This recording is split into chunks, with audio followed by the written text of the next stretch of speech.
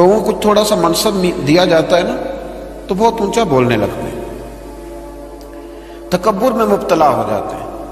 شیطان نے تکبر کیا، کہنے لگا کہ میں حضرت آدم علیہ السلام سے بہتر ہوں۔ دلیل اس کی یہ ہے کہ حضرت آدم علیہ السلام کو مٹی سے بنایا گیا ہے اور مجھے آگ سے بنایا گیا۔ قرآن مجید کہتا ہے کہ کہنے لگا انا خیر منہ خلقتنی من نار وخلقتہ من طین، کہا ہے اللہ میں تو آدم سے بہتر ہوں۔ اللہ کو کہہ رہا ہے، رب کریم کی بارگاہ میں کہہ رہا ہے، کہتا میں تو بہتر ہوں۔ بھائی بنانے والے کو تو پتا ہوگا نا کہ کون بہتر ہے، یہ رب کریم کو زیادہ پتا ہے یا دلیل دینے والے کو پتا ہے؟ یہاں بھی بہت سارے بڑے جب بات کرتے ہیں تو چھوٹے دلیلیں دینے کی کوشش کرتے ہیں۔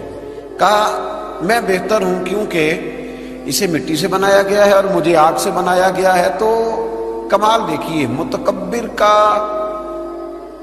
جو سزا اور اس کا جو علاج قرآن پاک نے بیان کیا وہ ذرا غور فرمائیے۔ دلیل نہیں دی اللہ تعالیٰ نے، یہ نہیں فرمایا کہ تو غلط کہہ رہا ہے۔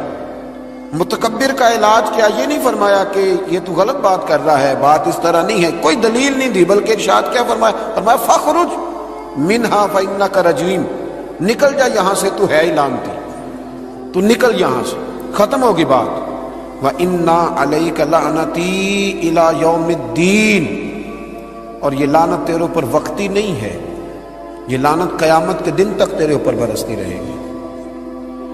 جس نے تکبر، دیکھیں نا، جو آدمی الجھ جائے گا اس کو تو دلیل دی جائے گی، تو جو تکبر کرے گا، ایک آدمی کہیں الجھ گیا ہے، اس کو ضرورت ہے کہ اس کی تربیت کی جائے، اور ایک تکبر کر رہا ہے، تو متکبر کے بارے میں رب کریم نے یہ ارشاد فرمایا کہ اس کو دلیل تھوڑی دی جا رہی ہے، اس کو تو کہا جا رہا ہے فخرج منہا، تو یہاں سے بس نکل جا۔ یہ سزا ہے متکبر کی۔ دنیا میں پہلا گناہ جو کیا گیا وہ تکبر ہے، اپنے آپ کو بڑا جاننا اور دوسرے کو چھوٹا سمجھنا۔ میرے نبی کریم صلی اللہ تعالی علیہ وآلہ وسلم نے ارشاد فرمایا، یہ روایت جامع ترمذی میں موجود ہے، فرمایا ایک قرض سے بری ہو کے جانا دنیا سے، اور دوسرا فرمایا یاد رکھنا تمہارے اندر تکبر اور خیانت نہ ہو، قرض نہ دینا ہو تم نے کسی کا، خیانت نہ کی ہو اور تم نے کبھی تکبر نہ کیا ہو، فرمایا پھر رب کریم تمہیں بغیر حساب کتاب جنت عطا فرمائے گا۔ ان چیزوں سے بچنا، گویا حضور فرماتے ہیں ان سے تم بچ گئے نا تو باقی گناہوں سے خود بخود بچ جاؤ گے، باقی معاملات خود بخود سمٹ جائیں گے۔ ان سے بچ کے رہنا، محفوظ رہنا۔ تکبر بہت کیا جاتا ہے، کسی کو اپنے علم پر تکبر ہونے لگا ہے، کسی کو اپنے عمل پر تکبر ہونے لگا ہے، کسی کو سلطنت کے ہونے پر تکبر ہونے لگا ہے۔ کچھ لوگ کہتے ہیں میں جانتا زیادہ ہوں اس لیے میرے اندر تکبر ہے۔ کچھ لوگ ایسے ہیں جن لوگوں کو برادری پر اور نسب پر تکبر ہونے لگا ہے۔ بڑے بڑے لوگوں نے تکبر کیا، فرعون نے بھی تکبر کیا اور کہنے لگا کہ میں تو رب ہوں۔ پھر رب کریم نے اسے سمندر کی، دریا کی لہروں کے حوالے کیا۔ کل تک جو لوگ اس کے اشاروں پہ چلتے تھے نا، جب وہ غوطے کھا رہا تھا نا دریا کے اندر تو پھر روتا تھا کہ کوئی مجھے بچا لے، کوئی مجھے بچا لے۔ اس نے غوطے کھائے اور کہنے لگا کہ میں حضرت موسیٰ اور ہارون کے رب پر ایمان لاتا ہوں، پر اب تو سارا کچھ دیکھتا کہ مان رہا تھا نا، تو اس کا ایمان بھی قبول نہ ہوا۔ پھر پھینک دیا گیا سمندر سے باہر۔ آج تک نشان عبرت بنے ہوئے ہیں یہ لوگ۔ نمرود بھی کہتا تھا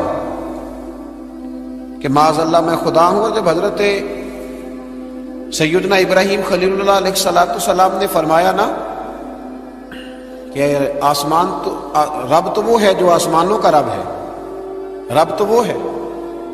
اللہ تبارک و تعالیٰ نا اس متکبر آدمی کو آزماتا ہے، اسے تھوڑا سا موقع اور دیتا ہے، تو یہ سمجھتا ہے میرا روب چل رہا ہے۔ اللہ اسے آزماتا ہے، یہ سمجھتا ہے کہ دیکھا میرا جو ہے وہ میرا عصا، میرا ڈنڈا صحیح کام کر رہا ہے، حالانکہ اللہ تو موقع دے رہا ہے۔ اور جب پھر وہ کھینچتا ہے، پھر حضور علیہ السلام فرماتے ہیں تمہارے رب سے سخت کسی کی پکڑ ہوتی نہیں۔ یہ سمجھتا ہے کہ دیکھا نا میں جیسے کہہ رہا ہوں ویسے نظام چل رہا۔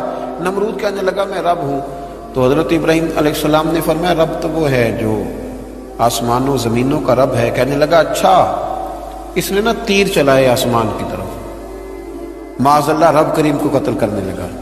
تیر چلائے تو اللہ نے اس کا امتحان لیا۔ تیر جب اوپر جاتا تھا تو خالی ہوتا تھا، واپس آتا تھا تو اس کو خون لگا ہوتا تھا۔ کہنے لگا دیکھا نا پھر دیکھا نا میں نے کیا کر دیا، کتنا بڑا بادشاہ، پوری دنیا پہ حکومت کرنے والا، پر مالک کی بے نیازی کے قربان جائیں، ایک مچھر ہی گھسا ہے ناک میں اور پھر وہ مچھر نکل نہیں پایا، پھر اس مچھر نے اس کو مار ڈالا۔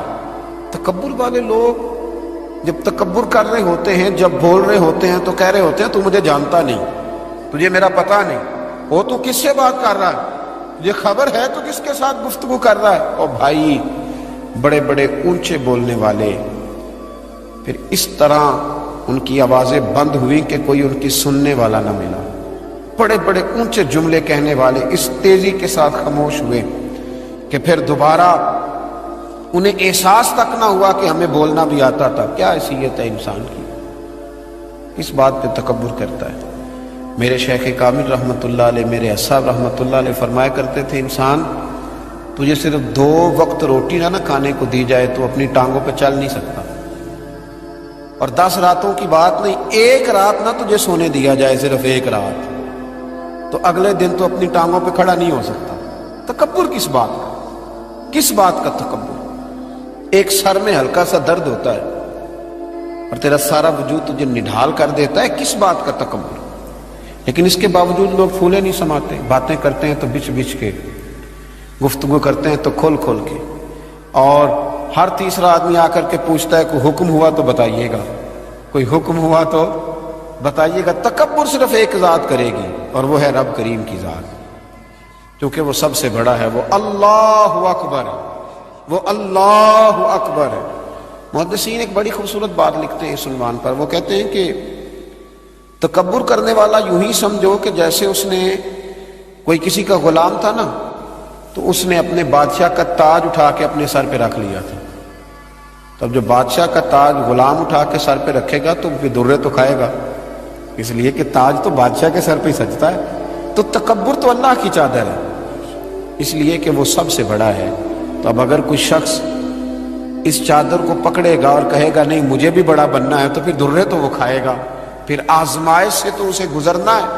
کبھی بھی اپنے آپ کو بڑا نہ جانے، اور ویسے بھی انسان باتوں سے تھوڑی بڑا ہوتا ہے، بڑا تو اپنے اخلاق سے ہوتا ہے، بڑا تو اپنے کردار سے ہوتا ہے، بڑا تو وہ اس طرح ہوتا ہے کہ اگر اس کے اندر کچھ چیزیں پائی جائیں جن سے محسوس ہو کہ یہ انسان بڑا ہے، تو وہ رویے اس کے بتاتے ہیں یہ کتنا بڑا ہے۔ میرے نبی کریم صلی اللہ تعالی علیہ وسلم نے فرمایا یہ جو تکبر کرنے والے لوگ ہیں نا، قیامت کے دن اللہ انہیں چیونٹیوں کی شکل میں مسخ کر دے گا، چیونٹیوں کی شکل میں اللہ انہیں مسخ کرے گا۔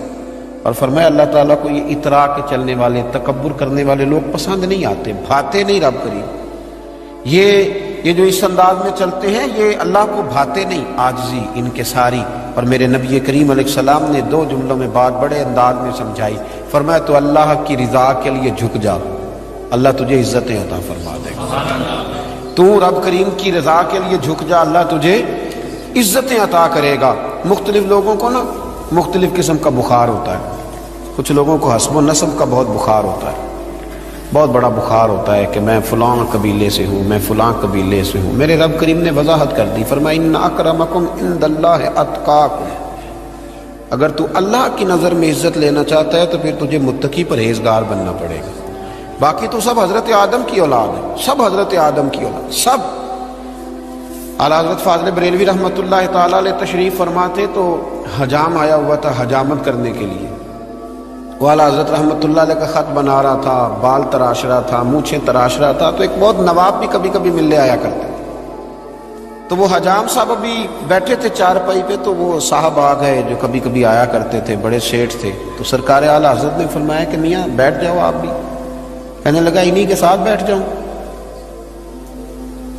فاضل بریلوی فرمانے لگے اگر ان کے ساتھ نہیں بیٹھ سکتے تو تشریف لے جائیے، کیونکہ میری مجلس میں جو آتے ہیں وہ سارے برابر ہی ہوتے ہیں، یہاں جتنے آتے ہیں وہ برابر ہوتے ہیں، اگر آپ ان کے ساتھ نہیں نہ بیٹھ سکتے صاحب تو پھر آپ گھر جائیے۔